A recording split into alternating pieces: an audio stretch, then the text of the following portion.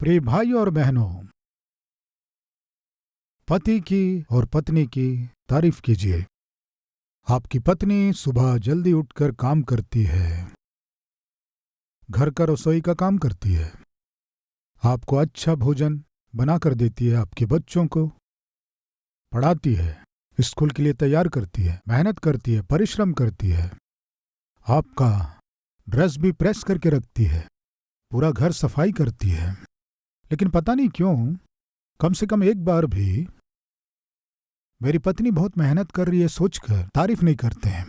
ऐसी पत्नी मुझे मिलना सच में मेरा सौभाग्य है, सच में सौभाग्य है।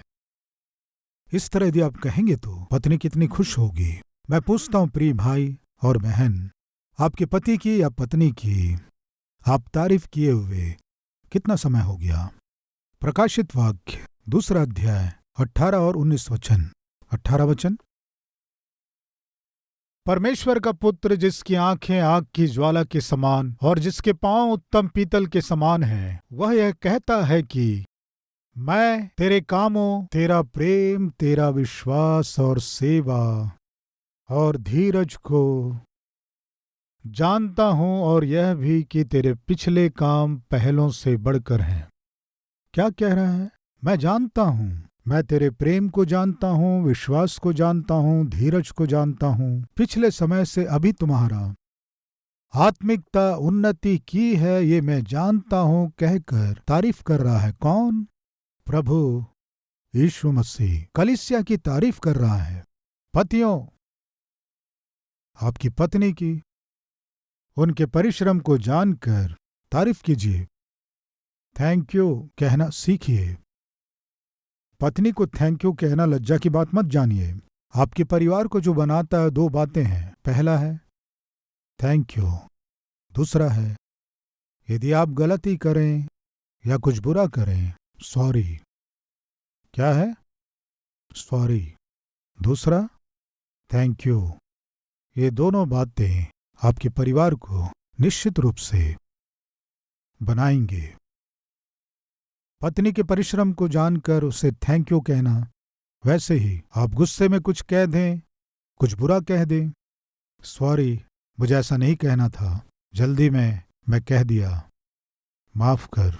इस तरह आप कहकर देखिए, तुरंत आपकी पत्नी सारे दुख को भूल जाएगी। वैसे ही बहनों, आप भी जब पति के साथ आपका मन मुटाव हो ऐसे ही मत सोना। एक और है जो नहीं करना है, मन मुटाव के साथ ना सोएं। मनुष्य है तो निश्चय मनमुटाव होते हैं, पति पत्नी है तो मनमुटाव होंगे, लेकिन बाइबल बताती है सूरज डूबने तक आपका क्रोध आप में नहीं रहना है। इसलिए आपको मनमुटाव के साथ सोने की अनुमति नहीं है। आपस में कुछ बहस हो गई, दोनों के बीच विवाद हो गया, चीखे चिल्लाए, लेकिन शाम होने तक मेल कर लेना है। पत्नी के रूप में आपको मेल करना है या पति के रूप में आपको मेल करना है। लेकिन पति सोचता है मुझे क्यों सॉरी कहना है, पत्नी आके सॉरी बोलना है। पत्नी क्या सोचती है, मैंने गलती की है क्या, उनको ही सॉरी बोलना है। ये सोचकर वो अपना मुंह मोड़कर बैठती है और पति हाथ पैर मोड़कर बैठ जाता है। ये दोनों सॉरी नहीं कहते हैं। उससे क्या होता है, गैप बढ़ जाता है। उसके कारण क्या होता है, एक दूसरे से बात नहीं करते हैं। यही शैतान चाहता है। जब शैतान पति और पत्नी को ऐसा करता है कि वे एक दूसरे से बात ना करें, गैप बढ़ जाता है। इस गैप में ही तीसरा व्यक्ति प्रवेश करती है। सावधान। दाऊद, परमेश्वर का संदूक उसके नगर में आया है, इस बात को देखकर उस संदूक के सामने नाचते हुए परमेश्वर की स्तुति कर रहा था। शाऊल की बेटी मीकल ने पैलेस में से उसे देखकर, मेरा पति कितना दीन है, कितना नम्र व्यक्ति है, दास और दासियों के साथ मिलकर परमेश्वर के सम्मुख हम सब एक हैं, ऐसी भावना के साथ परमेश्वर के सम्मुख अपने आप को भूलकर कैसे नाचते हुए आराधना कर रहा है। इस तरह वास्तविकता को समझने के बदले राजा का दामाद होकर नाचेगा। क्या है पागलपन? थोड़ी बहुत समझदारी होनी चाहिए। ये क्या है सबके सामने नाचना? दास दासियों के बीच नाचना क्या है, मूर्ख जैसे? इस तरह ठट्टा की। घर आने के बाद तारीफ करने के बदले। सच में आपका मन बड़ा है जी। परमेश्वर के सम्मुख सब एक हैं इस भावना से। दास दासियों के साथ परमेश्वर के सम्मुख सब समान है इस भावना से आप परमेश्वर के सम्मुख नाचते हुए आराधना किए। सच में आपका मन बड़ा है। इस तरह तारीफ करने के बदले दाऊद का ठट्टा उड़ाई। इनडायरेक्ट शर्म नहीं आई तुम्हें वहां के नौकरों के साथ नाचते हुए? छी, इस तरह का व्यवहार की। फिर क्या हुआ जानते हैं? इन दोनों के बीच बातचीत बंद हो गया। जब बातें नहीं करते हैं तो क्या होता है बताइए? बताइए बताइए बताइए बताइए। दूरियां बढ़ती हैं। पति पत्नी के बीच में मान लीजिए दूरियां बढ़ गई, क्या होता है बताइए? बाइबल में क्या है जानते हैं? एक बार देखेंगे, आइए। उसके बाद एक बात लिखी हुई है। वो क्यों लिखा हुआ है आपके समझने के लिए मैं छोड़ देता हूं। शमूएल की दूसरी पुस्तक 6वां अध्याय 20वां वचन।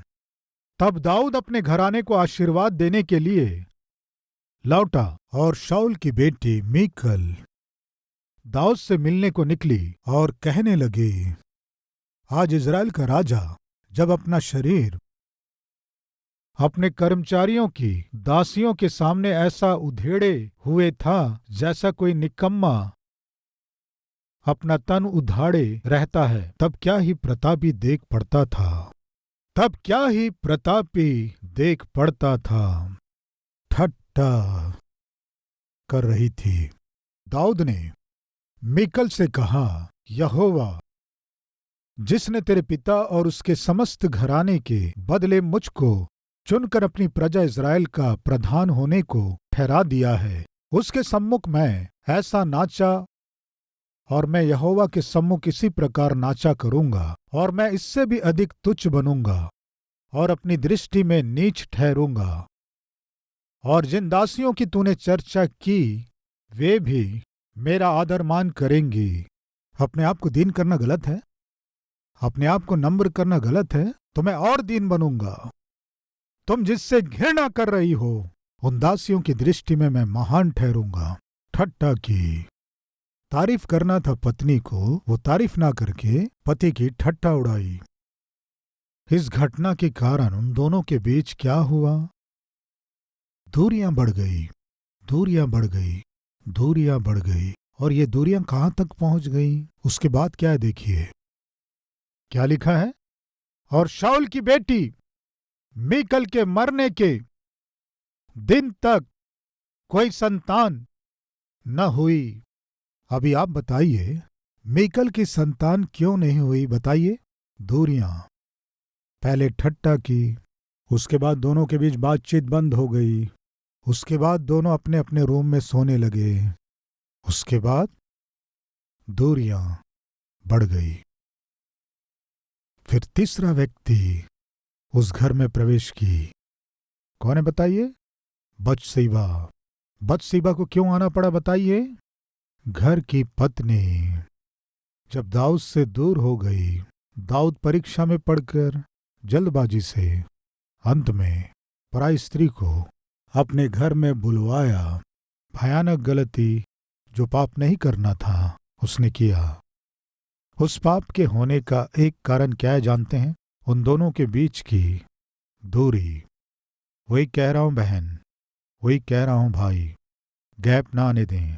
गैप से क्या होता है जानते हैं? जाने बिना ही परिवार में आग लग जाती है। ऐसे अनैतिक रिश्ते आपके जीवन में बन जाते हैं, वो अंत में आपके परिवार को ही नाश कर देती है। ना भूलें, पति जब परिश्रम करता है, परिश्रम से कमाता है परिवार के पोषण के लिए, बच्चों की पढ़ाई के लिए, जब पसीना बहाता है और हर तरह से परिश्रम करता है, उसके भोजन करते समय प्रेम से बात कीजिए। उसके परिश्रम को समझकर शांति देने की कोशिश करें। पता नहीं क्यों कुछ महिलाएं पति के भोजन करते समय ही शुरू होते हैं, हाँ या नहीं? अगर हम अपने भाइयों से पूछें, आपके भोजन करते समय आपकी पत्नी कभी झगड़ी क्या? इस तरह पूछेंगे तो कितने लोग हाथ दिखाएंगे जानते हैं आप? हाथ दिखाओ कहूंगा नहीं। प्रिय बहनों, सारा परिश्रम बताइए रोटी के लिए। आप कभी भी झगड़िए, लेकिन भोजन करते समय कृपया, गुस्सा कितना भी आ रहा हो, कितना भी आ रहा हो, गुस्सा बढ़ता जा रहा हो, पहले भोजन कर लो फिर बताती हूं। आप अंदर से क्या सोचते हैं नहीं पता, लेकिन कुछ भी सोचें, भोजन करते समय कृपया पति के साथ झगड़ा ना करें। मेहनत करके, परिश्रम करके घर आया है, भूखा घर आया है, भोजन के लिए बैठा है, अंदर पेट जल रहा है, पेट में चूहे कूद रहे हैं। ऐसे समय में आपको भोजन देना चाहिए, लेकिन अगर आप शिकायत करना शुरू किए, समझो अंदर पेट जो जल रहा है वो और जलने लगेगा। क्या करेगा बताइए?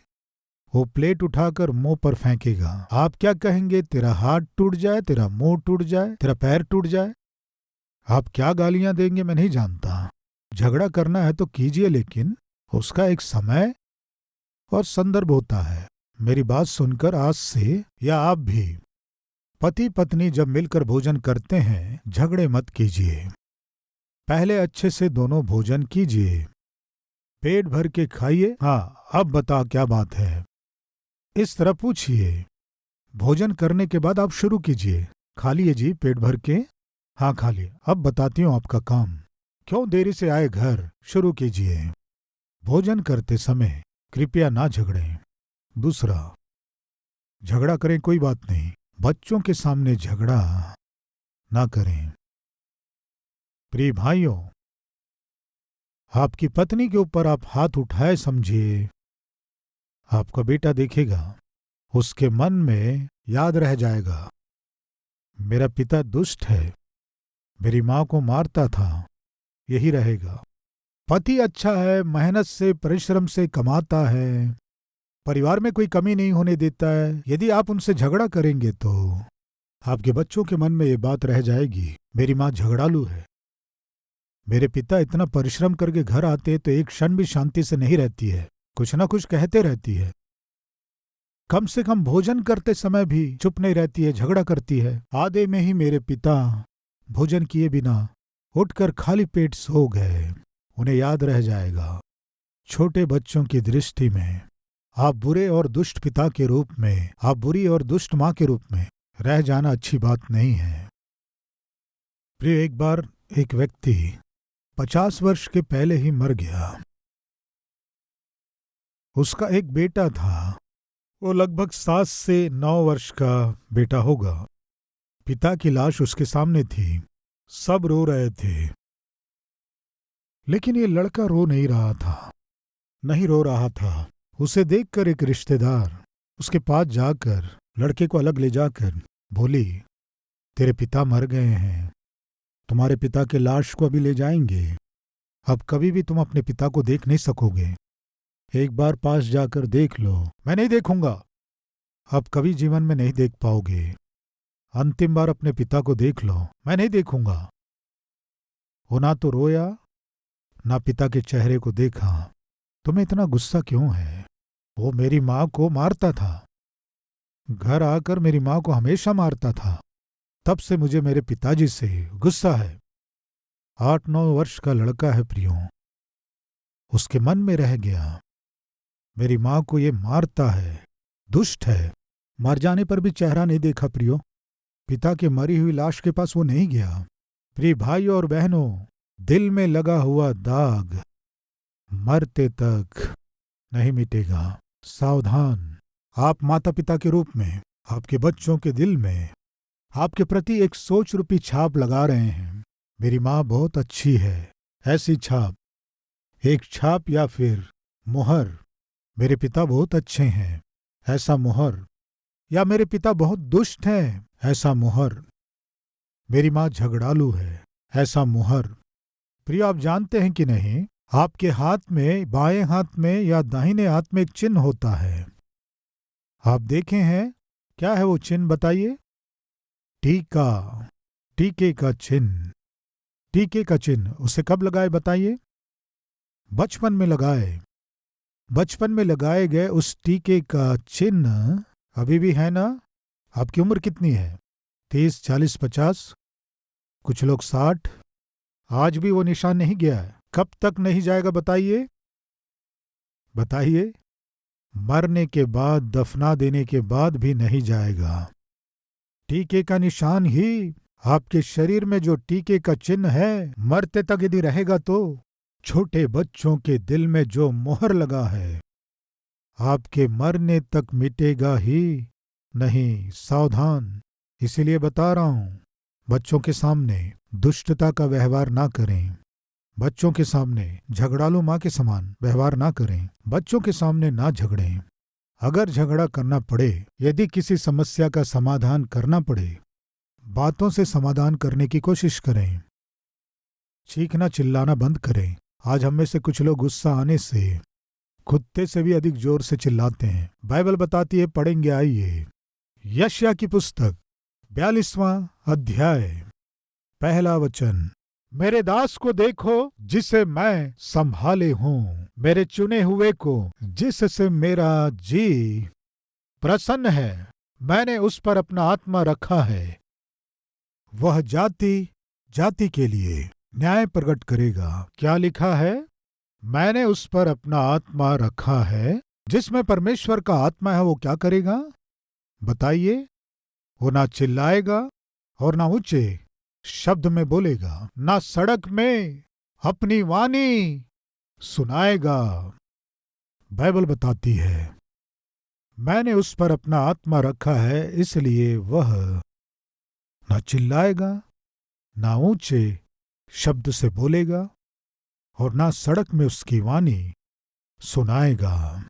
आप में यदि परमेश्वर का आत्मा है तो चीखना चिल्लाना बंद कर दीजिए। जिस दिन की बुराई उस दिन के लिए काफी है। जिस दिन का झगड़ा उस दिन से बंद कर दीजिए। कृपया उसे आगे ना बढ़ाएं। दूसरे दिन मत जाइए, उसी दिन मेल कर लीजिए। मनमुटाव के साथ ना सोएं। आप एक ओर और आपकी पत्नी एक ओर, आप एक बेडरूम में, आपकी पत्नी एक बेडरूम में। क्या होता है जानते हैं? आपके जाने बिना ही आप दोनों के बीच तीसरे व्यक्ति को प्रवेश करने का मौका देंगे। अभी मेरा प्रश्न, बाइबल बताती है, मेल कराने वाले कौन है बताइए? मेल कराने वाले कौन है? धन्य है। कौन है वे? परमेश्वर के पुत्र हैं। यदि अभी आप परमेश्वर के पुत्र हैं तो आप मेल करेंगे या आपकी पत्नी मेल करेगी? कृपया ध्यान दीजिए, जो मेल को चाहते हैं, मेल से रहना है आशा करने वाले, घर में मेल नहीं होने से मेल करने की कोशिश करने वाले कौन है जानते हैं? परमेश्वर के पुत्र हैं। गलती आपके पति की हो सकती है, पत्नी की हो सकती है, लेकिन प्रश्न क्या है कि इस गलती के कारण दोनों के बीच जो मेल दूर हो गया है, कौन उसे मिटाएगा जानते हैं? परमेश्वर के पुत्र और पुत्रियां। यदि आप परमेश्वर के पुत्र हैं तो आप ही मेल करेंगे। ठीक है, जल्दी में कह दी मेरी पत्नी है ना, गुस्से में कह दिया मेरा पति है ना।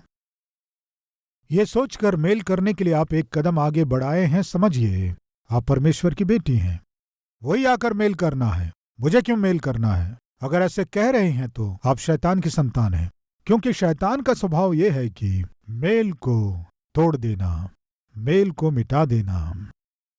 आप परमेश्वर के पुत्र हैं, पुत्री हैं, तो आप स्वयं ही मेल के लिए एक कदम आगे बढ़ाएंगे। बुद्धिमान पत्नी, बुद्धिमान पति हैं तो घर में यदि शैतान यदि आपके बीच में आग लगा दिया है तो तुरंत उसे बुझा दीजिए।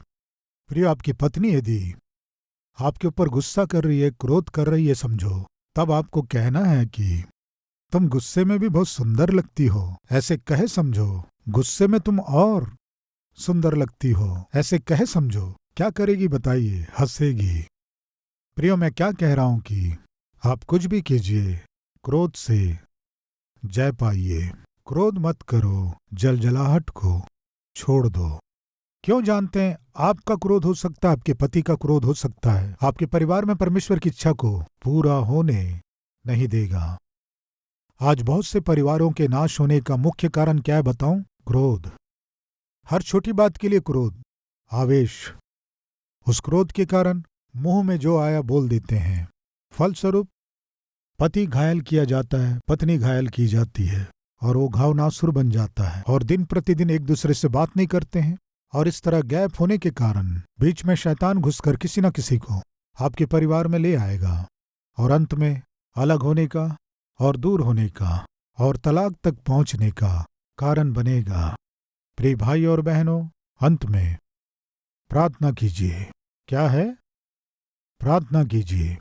प्रार्थना करने वाला परिवार, मिलकर प्रार्थना करने वाला परिवार, मिलकर रहने वाला परिवार। प्रिय भाई और बहनों, आपके जाने बिना ही आपके परिवार के ऊपर शैतान और शैतान का प्रभाव काम कर रहा है। क्या है वो प्रभाव? कहने से आप सुख के साथ, मेल के साथ, शांति के साथ, आनंद के साथ, समृद्धि के साथ, संतुष्टि के साथ परिवार में आप रहें, ये शैतान को पसंद नहीं है। आपका परिवार टूट जाना है, आपका परिवार बिखर जाना है, आपके बच्चे नाश हो जाना है, वे नरक में जाना है, पढ़ाई लिखाई के बिना बर्बाद होना है, आत्मिकता के बिना नष्ट होना है, परमेश्वर से दूर हो जाना है। यही शैतान की युक्ति है। ये जानकर माता पिता के रूप में आप क्या करने जा रहे हैं? आज हमारे परिवार में शांति और मेल मिलाप नहीं रहने का मुख्य कारण क्या जानते हैं? मिलकर प्रार्थना ना करना। पतियों, आप में से कितने लोग प्रार्थना करते हैं? हाथ दिखाएंगे प्रार्थना करने वाले। बहनें, आप में से कितने लोग प्रार्थना करते हैं? हाथ दिखाएंगे। मैं और मेरी पत्नी मिलकर प्रार्थना करते हैं कहने वाले हाथ दिखाएंगे। कम लोग हैं।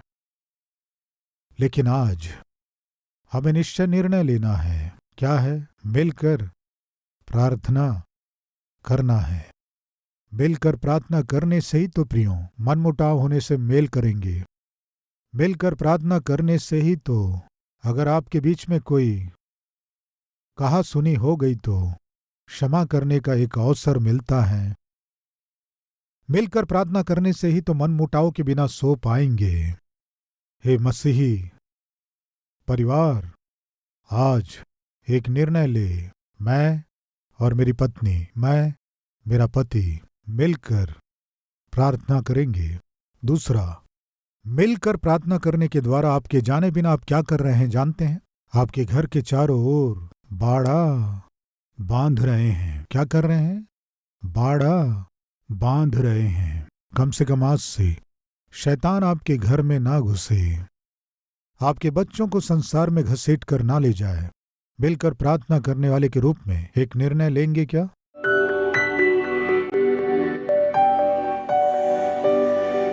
पवित्र परमेश्वर पिता, आपकी इच्छा के अनुसार ही एक परिवार के रूप में आप जोड़े हैं। इस परिवार को आपके हाथों में सौंप रहे हैं।